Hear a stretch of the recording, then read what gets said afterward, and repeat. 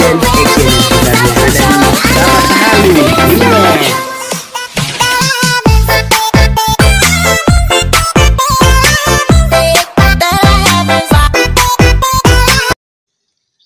Assalamualaikum warahmatullahi wabarakatuh. Perkenalkan, nama saya Dafali Fatur Rahman dari kelas 8E. Kali ini saya akan menjelaskan tentang suku Bugis. Di Pulau Sulawesi terkenal suku yang bernama suku Bugis. Kelompok masyarakat ini ternyata memiliki sejarah yang cukup panjang dan menarik untuk dipelajari. Bagaimana cerita di balik masyarakat adat ini? Berikut penjelasan lengkapnya. Asal-usul suku Bugis. Suku Bugis berasal dari Sulawesi. Bugis merupakan suku yang masuk dalam kategori Deutero Melayu. Kata Bugis berasal dari Tougi, yang artinya orang Bugis. Penggunaan kata Ugi mengarah pada Lasutumpugi yang merupakan raja pertama di kerajaan Cina. Di Pamana, Kabupaten Wajo, Tougi bisa juga dimaknai sebagai pengikut Lasutumpugi.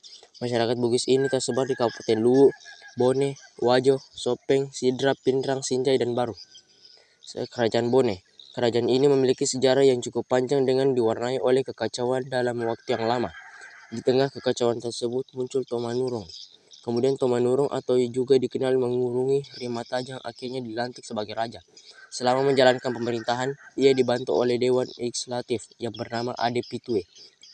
Seiring berkembangnya waktu, kerajaan ini kemudian memperluas wilayah ke utara, selatan, dan barat. Kerajaan Makassar. Pada tahun ke-12, 13, hingga 14, ada kerajaan bernama Goa, Sopeng, Bone, dan Wajo. Keempat kerajaan tersebut mengalami krisis sosial. Kerajaan Goa, Makassar akhirnya mendirikan kerajaan pendamping bernama Kerajaan Talo. Namun pada akhirnya kerajaan Goa dan Talo kembali menjadi satu dalam satu payung bernama Kerajaan Makassar atau Goa. Kerajaan Sopeng. Saat terjadi banyak kekacauan, kerajaan ini muncul dua orang Tomanurong. Pertama perempuan bernama Manurungi Rogarie yang kemudian memerintah Sopeng Riaja. Kedua laki-laki bernama Latemala Manurungi Risekanyili yang memerintah Sopeng Rilau. Kemudian kedua kerajaan tersebut bergabung menjadi Kerajaan Sopeng. Kerajaan Wajo. Kerajaan ini berasal dari komuni-komuni di berbagai tempat. Dalam perkembangannya kerajaan ini pernah dipimpin oleh beberapa raja dan pernah mengalami kekosongan kekuasaan. Dari situlah muncul kontrak yang isinya hak kemerdekaan Wajo. Rumah adat suku Bugis.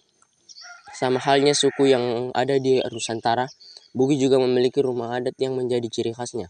Mengutip dari proses Seminar Nasional Sains dan Teknologi Terapan Surabaya, Institusi 2018, Teknologi Utama Surabaya, dijelaskan bahwa rumah adat Bugis memiliki 3 bagian yang terinspirasi dari tubuh manusia. Adapun bagian-bagian yang ada di rumah adat Bugis sebagai berikut. Awabola, bagian kolong rumah atau kaki, merupakan bagian paling bawah rumah. Alebola, bagian rumah yang terdiri atas dinding dan lantai. Boting langi, bagian rumah paling atas yang terdiri dari loteng dan rumah atap.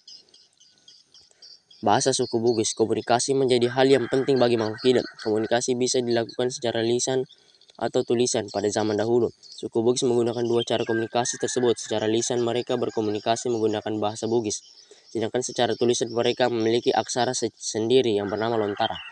Sedangkan untuk berkomunikasi secara tertulis, suku Bugis menggunakan aksara bernama Lontara. Aksara ini merupakan manuskrip yang ditulis dengan alat tajam di atas daun lontar, kemudian ditambah cairan hitam pada bekas goresannya. Hingga saat ini belum ada kejelasan mengenai awal mula munculnya aksara ini. Namun aksara Lontara menjadi di beberapa naskah kuno masyarakat Bugis. Dalam jumlah tersebut juga dijelaskan beberapa naskah kuno yang menjadi bagian dari kebudayaan Bugis. Di Sulawesi Selatan juga ada 2 jenis huruf yang pernah dipakai. Pertama, huruf segi 4, huruf U, suku Lapak Epa. Kedua, huruf burung-burung atau huruf jangan-jangan.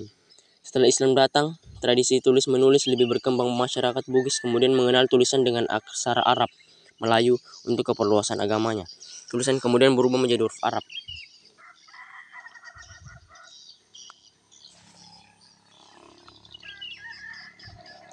Pakaian suku Bugis tak berhenti sampai di bahasa dan aksara. Kemudian suku Bugis juga bisa dilihat dari pakaian baju adat dimilikinya. Pakaian suku Bugis bernama baju bodoh.